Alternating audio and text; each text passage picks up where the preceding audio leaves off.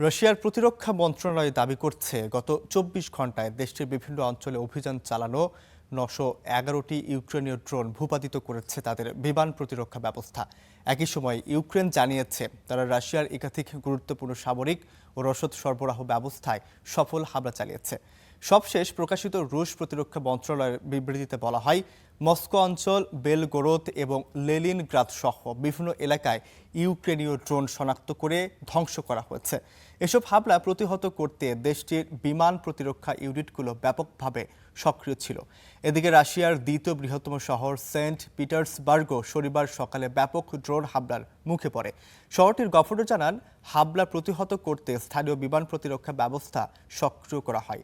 হামলায় ৩ জন সামান্য আহত হয়েছেন। অন্যদিকে রোববার ইউক্রেনের বিমান বাহিনী দেশের একাধিক অঞ্চলে ড্রোন হামলার সতর্কতা জারি করে। রাজধানী কিয়েভের সামরিক প্রশাসন জানায়, শত্রুপক্ষের ড্রোন হামলার আশঙ্কায় শহরে বিমান হামলার সতর্ক সংকেত চালু করা হয়েছে। ইউক্রেনের সশস্ত্র বাহিনী জেনারেল স্টাফের তথ্য অনুযায়ী শুক্রবার থেকে শনিবারের মধ্যে ইউক্রেনীয় বাহিনী রাশিয়ার কয়েকটি গুরুত্বপূর্ণ সামরিক ও লজিস্টিক স্থাপনায় হামলা চালায়। চলমান রাশিয়া ইউক্রেন যুদ্ধের মধ্যে উভয় পক্ষের এই পাল্টাপাল্টি ড্রোন হামলা সংঘাতকে আরও তীব্র করে তুলেছে। সামরিক স্থাপনা ও জ্বালানি অবকাঠামোকে লক্ষ্য করে হামলার কারণে দুই দেশের নিরাপত্তা পরিস্থিতি নিয়ে উদ্বেগ বাড়ছে।